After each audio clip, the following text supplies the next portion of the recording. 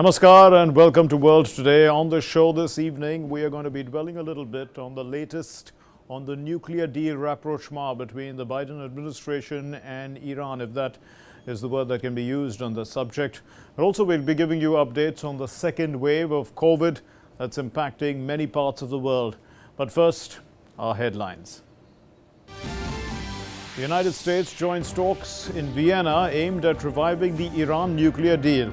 Once abandoned by the Trump administration, calls Iran indirect nuclear talks constructive, potentially useful step.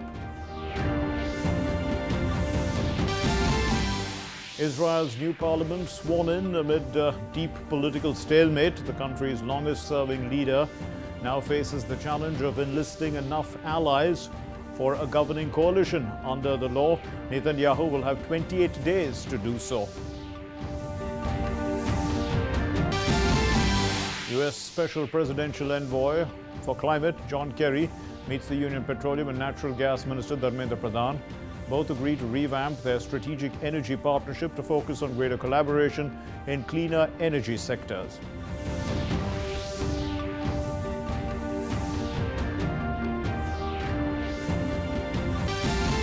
The World Health Organization's Director General says that it's a travesty that some countries still have not had enough access to vaccines to begin inoculating health workers and the most vulnerable.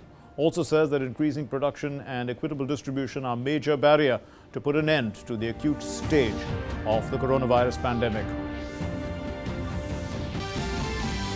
US President Joe Biden says that all American adults eligible for COVID-19 vaccine by April 19 and warns of rapid spread of COVID-19, urges Americans not to let their guard down during the pandemic.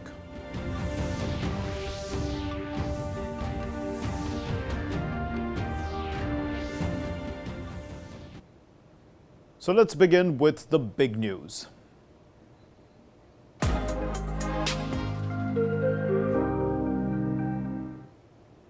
One is not sure what to make of the return of the United States to indirect talks with Iran on the nuclear deal. Well, the discussions are, as the U.S. officials say, they were careful to stress, in fact, it's a first diplomatic step, is what they said, and not a concession. Here's our report. Just after US President Joe Biden made it clear that he wants to return to the landmark accord, the United States joined talks in Vienna aimed at reviving the Iran nuclear deal, which was once abandoned by the Trump administration in 2018. Iran and world powers held talks on Tuesday and agreed to form working groups to discuss the sanctions Washington might lift and the nuclear curbs Tehran might observe as they try to revive the 2015 nuclear deals. European intermediaries have started shuttling between Iranian and US officials in Vienna as they seek to bring both countries back into compliance with the accord, which lifted sanctions on Iran in return for curbs to its nuclear program. These discussions in Vienna, even though we are not meeting directly with the Iranians, as we have said, it is a welcome step, it is a constructive step, it is a potentially useful step as we seek to determine what it is that the Iranians are prepared to do to return to compliance with the stringent limitations under the 2015 deal, and as a result, what we might need to do to return to compliance ourselves. Tuesday's talks included a meeting of the remaining parties to the original deal, Iran, Britain, China, France, Germany and Russia, in a group called the Joint Commission that is chaired by the European Union. The reason we are in Vienna is to discuss what those steps might look like to return to mutual compliance. Calls for the United States to take unilateral gestures or conciliatory overtures that are unmatched by the Iranians. I don't think that is constructive. We don't think that is constructive. And so we're focused, and the team is focused in Vienna on what would be constructive, on what would be reasonable to achieve that desired end state of mutual compliance for compliance. Former US President Donald Trump withdrew from the deal in 2018, prompting Iran to steadily overstep the accord's limit on its nuclear program, designed to make it harder to develop an atomic bomb, an ambition Tehran denies. The Iran nuclear deal, officially the Joint Comprehensive Plan of Action, was signed between Iran and the P5, the 5 permanent members of the UN Security Council. Those are the US, UK, France, China and Russia, plus Germany and the European Union in Vienna in July 2015. Under the agreement, which came into force in January 2016, Tehran agreed to limit its nuclear program in return for relief from crippling economic sanctions imposed by the UN, US and the EU. Bureau Report, World Today Desk, DD India. So let's put this US-Iran nuclear deal 2015 into context by looking at things from the latest updates and a little background. So what are the latest updates? April 6, 2021, the US and Iran begin indirect talks with other major powers in Vienna. And on March 1, in fact, in 2021, the European Union had made an offer to Iran, but they rejected the offer. Why did they reject the offer? Because they had a simple concern, and that concern was that, in fact, their concern was that Washington had failed to lift the sanctions. Washington had failed to lift any sanctions. So what are the issues then that are at stake? The first issue is of the steps that Iran will need to take to return to compliance with the JCPOA, which is what the nuclear deal is called, and also the sanctions relief that the United States needs to take to get back into compliance themselves. Now, a little earlier, Zarif, who is the foreign minister of Iran, said that the aim of this Vienna session is to rapidly finalize sanction lifting. So Tehran only wants the sanctions to be lifted. That's basically the aim. And Tehran wants Russia, China, France, Germany and Britain to do more to offset the sanctions imposed by the Trump administration. And since the Biden administration has taken over, obviously they feel that this can be done. But US officials have been careful to stress that this is simply the first diplomatic step. It's not a concession. That's what they are saying. It's first diplomatic step. So let's take a look at the background now of this. 2015, July 2015, that's when the Joint Comprehensive Plan of Action, the JCPOA, was signed between Iran and the P5 plus Germany, EU and Vienna. That was what the US-Iran nuclear deal is. And Tehran had agreed at that time to limit its nuclear program in return for relief from crippling economic sanctions. They had allowed a limited number of centrifuges that Iran would be able to run, and all these were restricted to the older, slower models of centrifuges. Also, more access was given to inspectors from the IAEA. In return, the world powers were going to be lifting the economic sanctions kept on Iran, and Iran would then be allowed to purchase commercial aircraft, something that they needed. Other business deals were going to be allowed. They unfroze billions of dollars of Iran that was held overseas, so basically strengthening the Iranian economy. But in 2016, the IAEA also had acknowledged that Iran had met its commitment, so it was doing pretty well as far as this deal was concerned. So then what happened? Why did the US decide to leave the agreement and cause all this problem? Well, the Trump administration came into office and they decided that they had to renegotiate the deal with Iran. And when that was not happening, according to the terms that the Trump administration wanted, they unilaterally withdrew from the deal in May of 2018. But despite the US withdrawal, Iran said that it would uphold its commitments. However, at that point of time, France, Germany and the United Kingdom, they launched something like a barter system called an INSTEX. This is to support only the food and medicine transactions with Iran. So basically no other economic transactions were allowed with Iran. And in November of 2020, Iran's senior-most nuclear scientist, Mohsen Fakhrizadeh, he was assassinated near Tehran. And then Iran retaliated. In December 27, 2020, 30 rockets were launched at an Iraqi military base, killing an American contractor. So, you know, it took a different turn, this conflict. But in February 2021, the US, UK, France and Germany expressed concern over Iran's actions to produce uranium enriched up to 20%. So things were getting a little tight. And Israel also then reiterated their opposition to the US returning to the nuclear deal. So it was important that they begin to start talking and come back to the table. So we're joined now by Kamaraga, expert on foreign and strategic affairs, and he'll be putting this into context for us. Kamaraga, thank you for being with us on the show. What do you make of the U.S. Is return to this to the table in a sense, but there's only indirect talks. They call it the first step, and they're only looking at what they can negotiate at this stage. It's a very positive development, I believe, but it will take a long time to achieve its goal, because both have taken a very strong line. Iran wanted sanctions to be lifted. American wants compliance. Iran has promised that it will comply, but sanctions should be lifted. But in between, the European powers are there who are helping these negotiations to succeed. Most of the world powers are interested in settlement of this dispute. Conditions are attached to it. Iranians are promising that they will abide by the agreement, if they reach. And they have done so in the past also, we have seen, there are a number of hurdles, because Iran wants early liftment of these sanctions. American believes, that the elections in Iran, presidential election in Iran is going to take place sometime in June. So they don't know who would come to the power, whether the Democrats or liberals will remain in power, or conservative most likely to come to the power.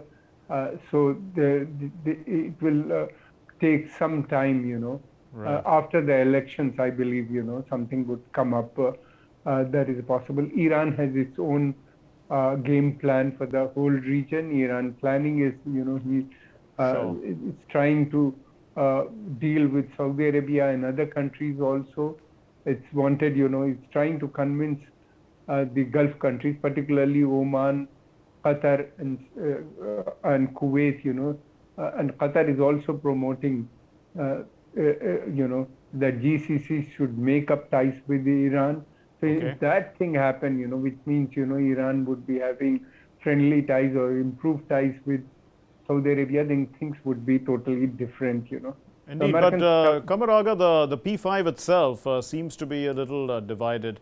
China and Russia were not expressing concern with, Iran's enrichment up to 20%. It's only the other countries, plus Germany and the European Union, that did so. So, I mean, what do you see? I mean, do you see that perhaps the P5 is divided on this issue? Yes, of course, there are divisions are there. Chinese and Russians are the other side, whereas Britain, France, and Germany, together with the Americans, are putting pressure. But this 20% increase, Iranians are promising to withdraw. They said that they will go back to the 2015 agreement, which means they will have, at that time it was agreed 3.67% enrichment. So this is for bargaining capacity. In order to enhance Iran's own bargaining capacity, they have revived this enrichment, or they have increased the level of enrichment. But they are cooperating with the IAEA, which is inspecting Iranian installations. So they have, and they have satisfied with the IAEA, and they have managed to get 3 months time from them. So in these 3 months, that Iranian game plan is to put pressure on Western powers to accept, to come back to the negotiating table, number one, and then lift some sanctions. So it's still early to say what would happen, but there is a desire. Biden administration is committed, and they wanted some sort of settlement to achieve, and they wanted. I mean, he has promised even during the election campaign that he would go back to the negotiating table. He said that he would prefer diplomacy over sanctions. So therefore, their hopes are there, and I'm very confident, something would come up in these negotiations, but Okay. not in immediate future. It may take some time. So it's going to take time. But what overtures have the U.S. Given at this point in time, or what indication have they given that they are willing to ease on the sanctions? They have just allowed so far in the 2.5 months that the Biden administration has been in office, they've allowed the Iranians to have diplomatic visas only for the United Nations, which I mean is the position that basically they accord to almost every other. I mean, it's almost like they're treating Iran on par with North Korea at this point in time. It's not going to be much different, isn't it? No, but Iran has bargaining capacity as well. In the sense, Iran is not North Korea. Iran wants to have good relations with all the big powers. That's their policy. But Iran wanted its own term. That is a problem, where the problem comes. Iran is saying that yes, it is willing to accept the nuclear agreement. It's the Americans which have withdrawn. They should come back. And Iranians are willing to negotiate with them second time. Besides that, So will it be possible for Iran, you think, to be able to buy aircraft and to, help their economy to grow by, technology that is available largely in the West? Would you see that happening? Not in near future, but in the long term, because the Germany, France, Britain, they want to, maintain ties with Iran. They want Iranian not to completely join the Russian Chinese camp. They don't want Iran to become a part of China, Pakistan, or Soviet Union axis. They want Iran is a very strategically located. It's a very important power in both Central Asia as well as in Middle East. So they don't want to lose Iran. And they have also come to realize that pressure tactics or maximum pressure tactics adopted by Trump administration has failed. It is not working. So therefore, the only way forward is negotiations. So through negotiation, they want to talk. And plus, Iran has a big market. It provides big market to the Europeans, aircraft manufacturers, or even Iran may buy weapons also from them, or other things. Iran policy is to have good relations with the Europe, which is very close to them, and large number of people want that relation to be resumed. They have problem with Americans, but not with the Europeans. And American also, Iran has also come to realize that anti-Americanism will not work all the time, So they'll have to deal with America. America is a reality. So there is a desire from both sides, America as well as Iranians, hopefully, coming to some sort of agreement. But there are problems within Iran. The conservatives, which are very powerful, because they control most of the institutions in Iran, they are still opposing. They say that Americans cannot be trusted.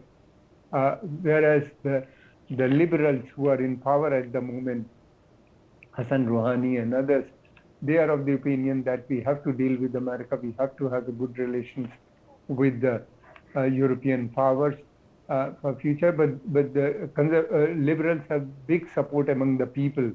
So therefore, the supreme leader Ayatollah Khomeini acts as a balance between the two that he creates. So therefore, last time also he allowed Iranian parliament to negotiate, or Iranian government to negotiate with the Americans and Europeans and find out some solution. And this time it means, he has also given a green signal to negotiate with the Americans. So I'm So Iran is a democracy, Mr. Kamaraga, and I mean this a coalition of democracies in a sense. That's one of the stated objectives of the U.S. But Iran is also strategically located, and the Af-Pak region is a troubled region, and Iran is also there. And one more troubled nation would cause some sort of destabilizing factor in Central Asia in a sense. So I mean, if the P5 has to take this seriously, I mean, the stability of Iran is extremely important for world for the stability of the world in a sense. Yeah, of course, you're right. Stability of Iran, stability of Central Asia. Yes. Then Iran has big support, able to manage support in Syria, Lebanon, Iraq, and a very important player in Yemen war. So therefore, the Americans and the Arab call it, Shia arc, which Iranian define as arc of resistance. This is the region right from Lebanon, Syria, Iraq, which has plus Iran, it's a major oil producing nations, a very big oil market. The American oil companies wants to invest in these countries. They have already invested some in Iraq, but the key is with the Iran. Iran is a leader has emerged a very powerful leader in this region, and has a very big say in the countries of in these countries. So therefore, Iran becomes very important. Plus, besides this, Iran has also developing connectivity with the Central Asia by developing a north-south corridor, freight corridor, which will connect most of the Central Asia with Chabahar port. And Chabahar port has already connected Afghanistan, India, and to an extent South Asia, and Central Asia. Some of the countries have already agreed to freight from. So clearly, this is a step that will hopefully revive the Iranian economy, and that will be a good signal, in fact, to many countries that are trading with Iran in the future as well. Thank you very much, Mr. Qamar Agha, for being with us. Let's now give you news that's coming in from Asia.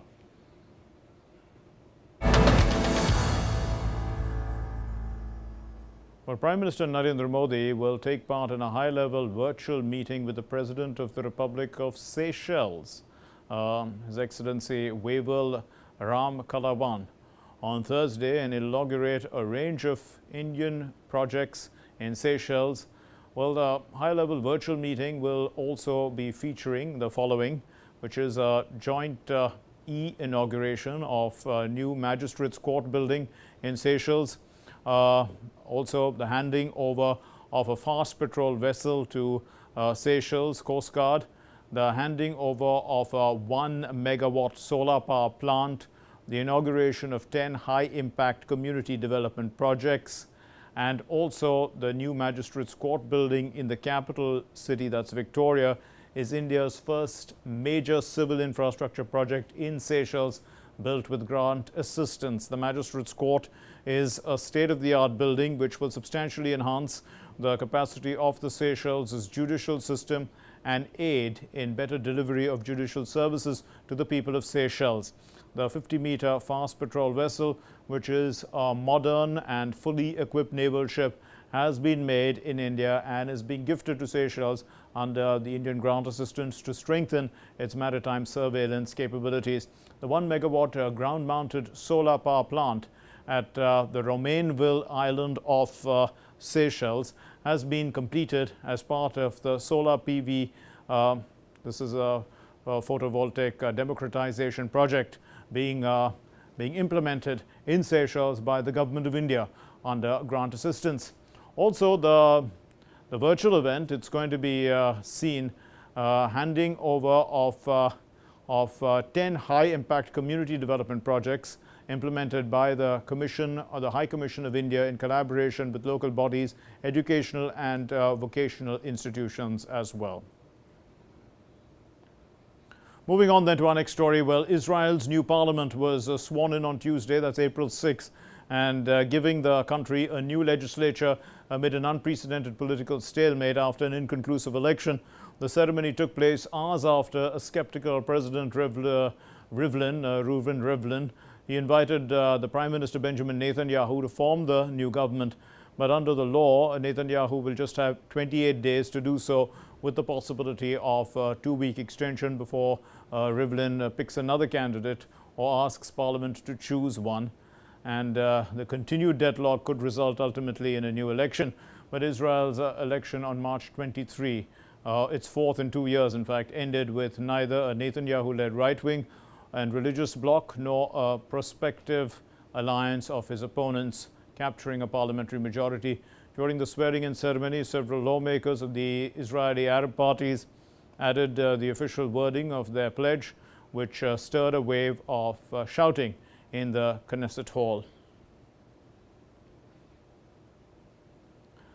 U.S. Special Presidential Envoy for Climate John Kerry met the Union Petroleum and Natural Gas Minister Dharmendra Pradhan in New Delhi. Both of them agreed to revamp their strategic energy partnership to focus on greater collaboration in cleaner energy sectors such as biofuels and hydrogen production.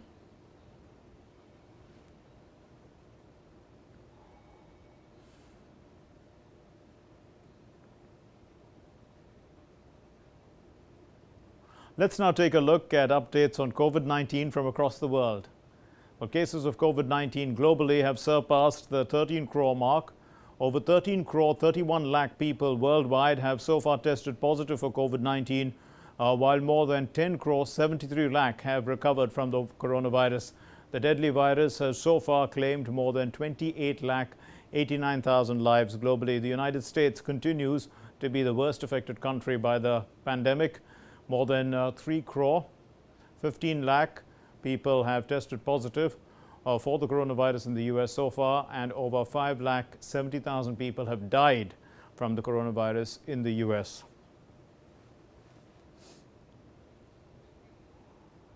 The Director General of the WHO on Tuesday said that it's a travesty that some countries still have not had enough access to vaccines to begin inoculating health workers and the most vulnerable people against COVID-19. He added that increasing the production and equitable distribution are the major barriers to put an end to the acute stage of the coronavirus pandemic.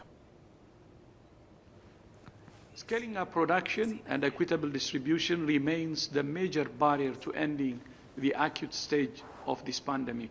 It is a travesty that in some countries, health workers and those at risk groups remain completely unvaccinated. Well, Brazil seems to have been badly hit by the new wave of COVID. Its seriously critical patients and death toll per million population are on par with the US. Let's take a look at this report. Brazil is all set to surpass the United States as it witnesses a dangerous surge of COVID-19 deaths. The fatalities climbed for the first time above 4,000 in just 24 hours on Tuesday. Nearly 3,37,000 lives lost to the pandemic. Brazil's COVID-19 death toll now only trails the US. The health system is on the brink of collapse in many areas. Hospitals are overcrowded. People dying as they wait for the treatment in some cities. Patients are occupying more than 90% of intensive care unit beds. Short supplies of oxygen and sedatives have also been reported in many cities. The only reason behind this uncontrolled outbreak is a more contagious local variant and minimal social distancing efforts. Now, President Jair Bolsonaro has begun embracing vaccines he once scorned. He's under tremendous political pressure to act. Despite all these, he still continues to fight in the courts against social distancing restrictions. He argues that the damage to the economy would be worse than the effects of the virus.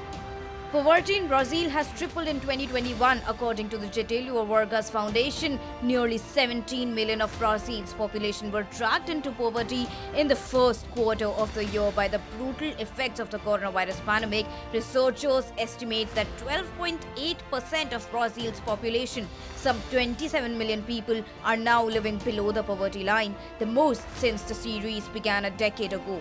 The cut in financial aid in the last 4 months has hit Brazilians. From April to December, almost 66 million other Brazilians received the government's most generous cash transfer program ever, emergency aid to help the most vulnerable through the pandemic. The emergency aid softened the economic blow of the coronavirus, and this boosted President Jair Bolsonaro's popularity, but its expiration at the end of 2020 is unraveling many of those effects. With an eye on the next year's presidential election, Bolsonaro has been so keen to extend the aid program, even if it wreaks havoc on the public finances.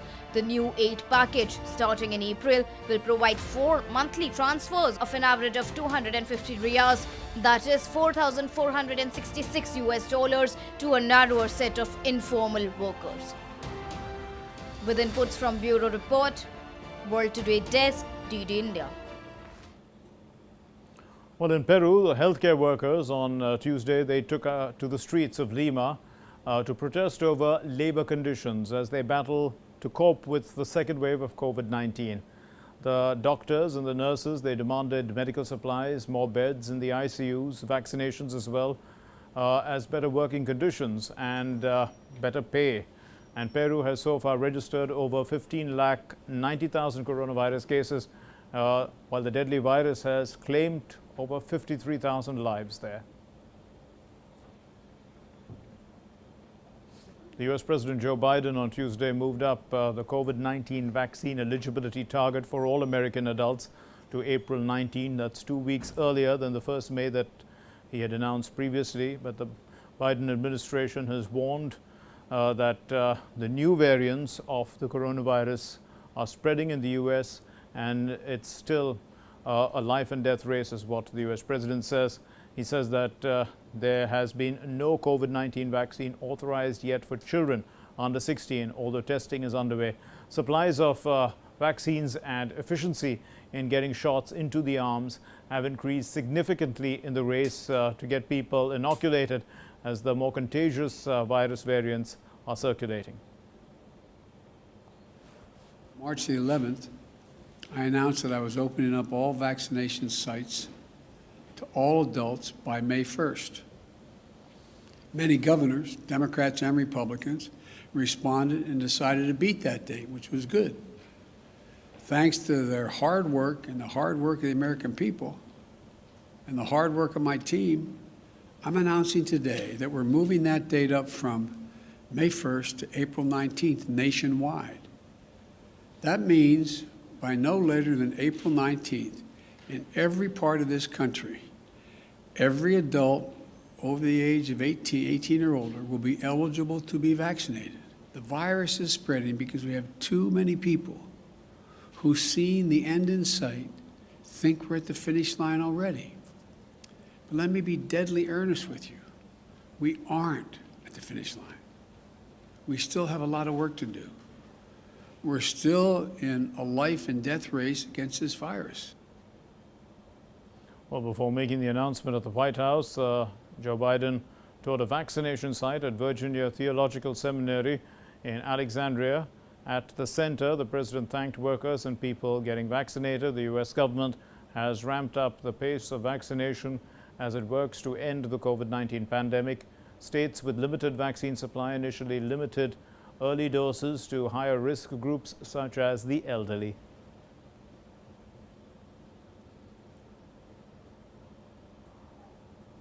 Well, crossing a century is itself a massive milestone, but Carmen Hernandez is not only 104 years old, she is a double COVID survivor, having defeated this disease twice, once in June of 2020 and again in March this year.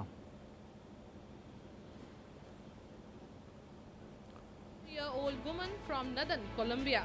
A true winner, she has defeated COVID-19 not once but twice. Carmen Hernandez received an ovation from hospital staff as she was discharged after spending 21 days in the hospital fighting the infectious disease. She was diagnosed with COVID-19 for the first time in June 2020 and was treated in her San Jose nursing home, where she lived for 25 years. She is an elderly patient with an excellent physical capacity because she resisted the virus for the second time. The first time she was isolated in her nursing home. This time we have the support of the Canelons Clinic. Thank God she has done very well and she has beaten the virus. A 104-year-old patient was hospitalized for 21 days. Our doctors classified the case as a reinfection. Fortunately, she recovered quite well. It was a solid work of the scientific team and respiratory therapy team. We are claiming victory and we say that this patient has recovered and is going home with the best condition. Hernandez from Tunja, 74 miles north of Colombia's capital, was diagnosed with COVID-19 for the second time on March 8 and was admitted to Canelon's clinic's intensive care unit. World Today Desk, DD India. Tanzania's new president, Samia Suluhu Hassan, has on Tuesday announced a scientific committee to research COVID-19.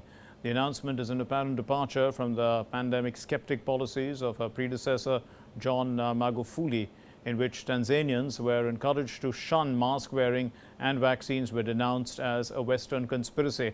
Hassan announced a new body to carry out scientific research.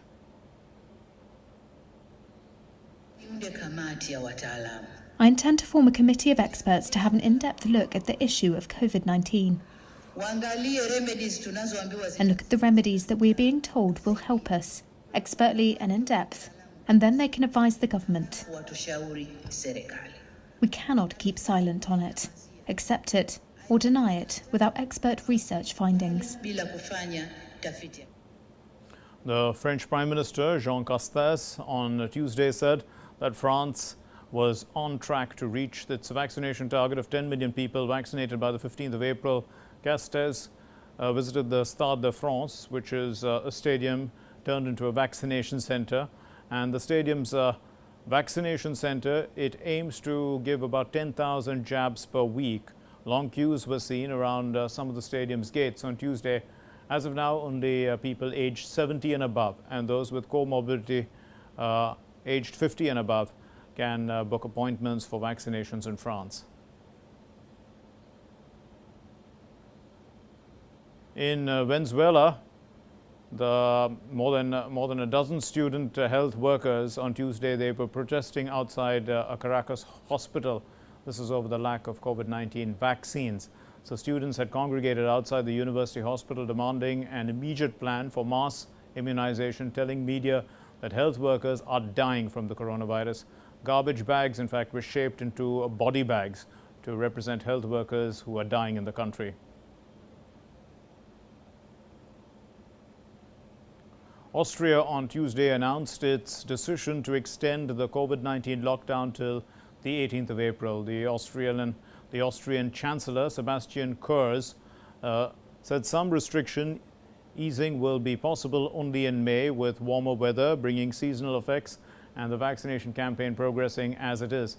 The Chancellor added that he hopes most people aged over 50 would be vaccinated by July.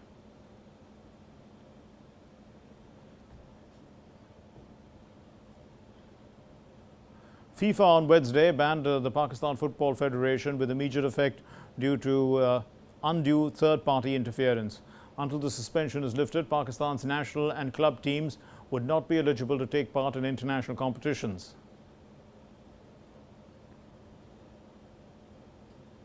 The Olympic torch relay will be barred from public roads across Japan's Osaka region as the virus cases there have spiked, prompting officials to declare a medical emergency. A decision to keep the flame away from public view had already been taken for Osaka City, but Wednesday's announcement extends the measure to the entire prefecture. India got off to a winning start on Tuesday as they defeated the Olympic champions Argentina 4-3 in the first practice match. For India, goals were scored by Neelakanta Sharma, Harmanpreet Singh, Rupinder Pal Singh and Varun Kumar. India will play their second practice match against the Olympic champions Argentina later in the day.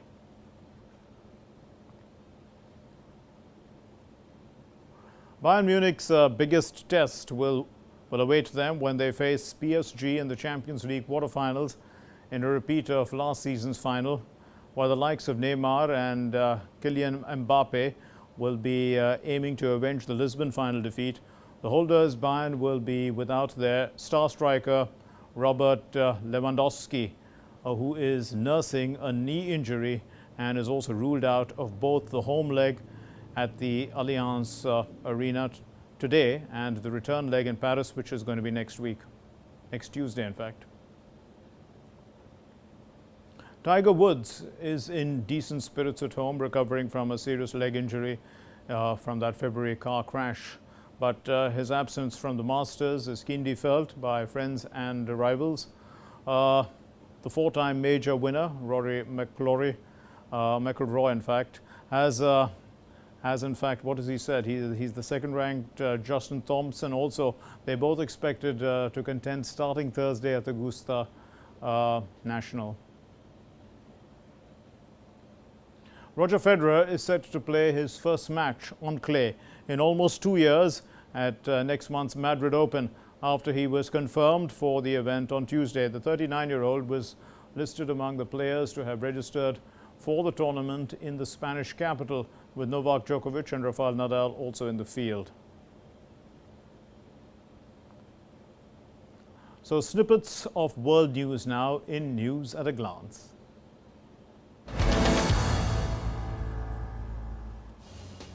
Chilean President Sebastián Piñera enacted on Tuesday the law that postpones the Constitutional Assembly election for 5 weeks due to a rise in COVID-19 cases in the country. The election was scheduled for 10 and 11th April. It will now be held on 15th and 16th May. The vote is to elect not only members of the Constituent Assembly in charge of writing a fresh constitution, but also governors and mayors. NASA's OSIRIS-REx mission is on the brink of discovering the extent of the mess it made on asteroid Bennu's surface during last fall's sample collection event. The OSIRIS-REx spacecraft will today get one last close encounter with Bennu as it performs a final flyover to capture images of the asteroid's surface. While performing the flyover, the spacecraft will observe Bennu from a distance of about 2.3 miles. The OSIRIS-REx team decided to add this last flyover after Bennu's surface was significantly disturbed by the sample collection event. OSIRIS-REx is the third mission in NASA's New Frontiers program, which is managed by NASA's Marshall Space Flight Center in Huntsville, Alabama, for the agency's Science Mission Directorate in Washington. Alexei Navalny, prominent opponent of Russian President Vladimir Putin, is incarcerated in conditions which may amount to torture and may be slowly killing him. Human rights group Amnesty International said on Tuesday, ahead of a report on human rights set to be published today. Amnesty International said Navalny, who last year was poisoned with a military-grade nerve agent, was now being subjected to sleep deprivation and did not have access to a doctor he could trust. A group of migrants were rescued on Tuesday traveling by dinghy 9 miles south of Gran Canaria. Among the 17 rescued migrants were 5 women and a minor. Spanish emergency service staff followed anti-COVID protocols and measured each person's temperature before providing them with red blankets. The number of undocumented migrants arriving in the Canary Islands jumped 8-fold from 2019 to more than 25,000, with the impact of the COVID-19 pandemic on tourism and other industries in North and Sub-Saharan Africa pushed more to embark on the dangerous journey. World Today Desk, DD India.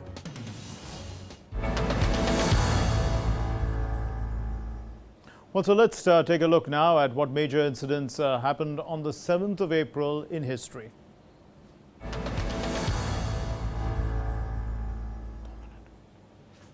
On 7th April 1939, Italian troops invaded Albania. The Italian invasion of Albania was a brief military campaign by the Kingdom of Italy against the Albanian kingdom. The conflict was a result of the imperialist policies of Italian dictator Benito Mussolini. Dag Hammarskjöld of Sweden was elected Secretary General of the United Nations on the same day in year 1953 by a vote of 57-1. He led missions to China, the Middle East and elsewhere to become better acquainted with the United Nations member states and to arrange peace settlements. On this day in 1956, Morocco and Spain signed a declaration recognizing Morocco's independence. The abolition of the Spanish protectorate and the recognition of Moroccan independence by Spain were negotiated separately and made final in the joint declaration of April 1956. Through this agreement with Spain in 1956 and another in 1958, Moroccan control over certain Spanish-ruled areas was restored. On the same day in year 1990, the Scandinavian Star, a Bahamas-registered ferry operated by the Dano Line, caught fire while sailing from Norway to Denmark. At least 158 people were killed during the accident. The official investigation blamed the fires on a convicted arsonist who died in the fire. This finding has since been disputed. NASA launched the Mars Odyssey from Cape Canaveral on a $297 million mission to search for water on Mars on the same day in year 2001. Its mission is to use spectrometers and a thermal imager to detect evidence of past or present water and ice, as well as study the planet's geology and radiation environment. On this day in year 2008, the jury ruled that Princess Diana and her lover Dodi Al-Fayed were unlawfully killed by the grossly negligent driver of chauffeur Henry Paul and paparazzi photographers pursuing their limousine into a Paris road tunnel in 1997. In the year 2009, former Peruvian President Alberto Fujimori was convicted of human rights crimes and sentenced to 25 years in prison. It was the first time a democratically elected Latin American president was found guilty in his own country of such offences. World Today Desk, TD India. Time now for news that's not quite from the mainstream, nor is it from the sidelines. It's just beyond the headlines.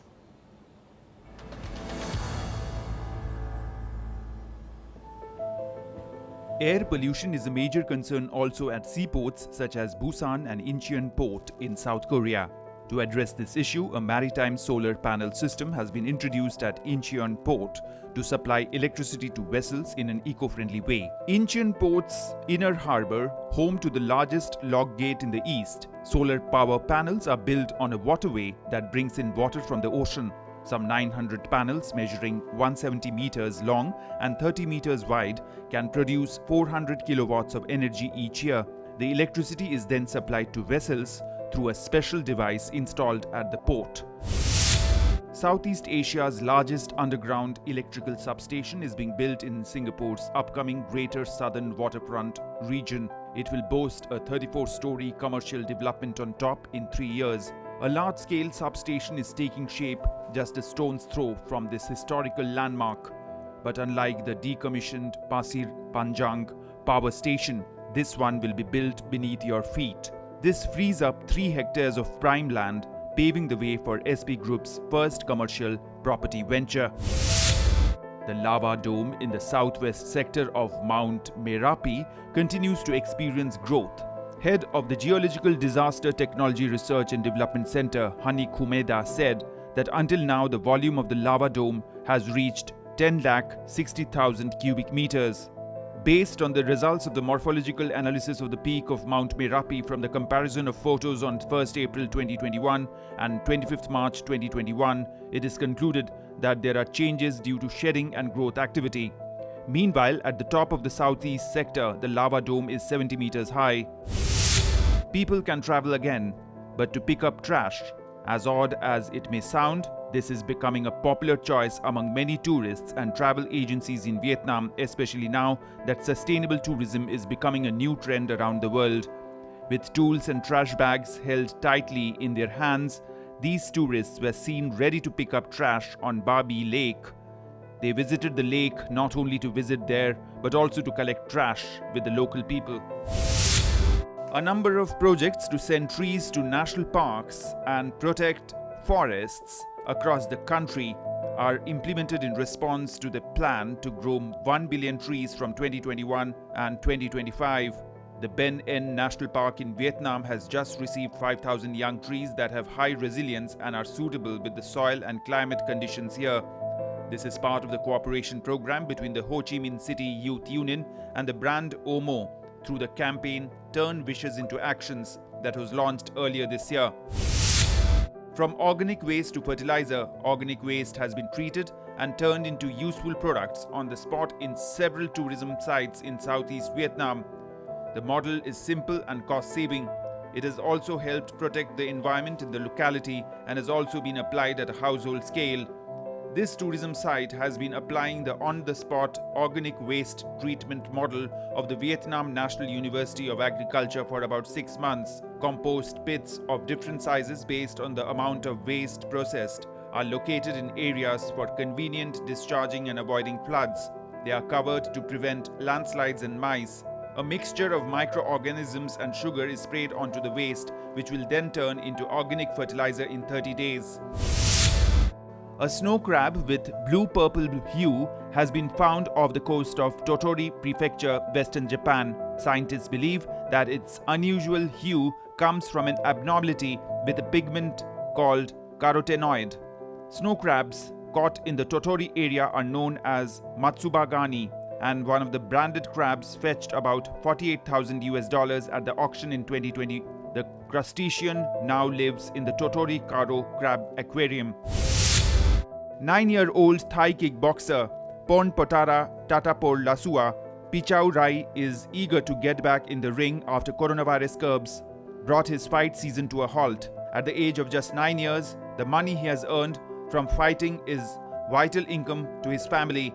Tata's family is banking on him punching his way out of poverty and wants him to become a professional Muay Thai fighter or represent the police or army and be rewarded with higher ranks and bonuses. Child fights in Thailand can be as popular as adult bouts and take place at tournaments, festivals and temple fairs.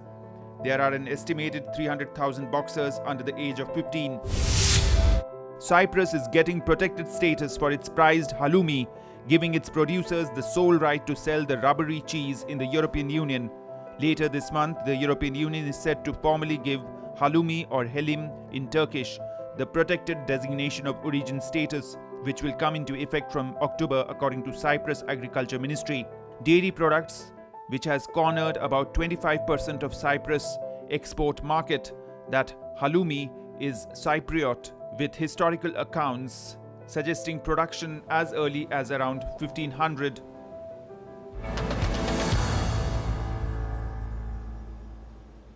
And on that note, we conclude the World Today for today. Thank you very much for watching.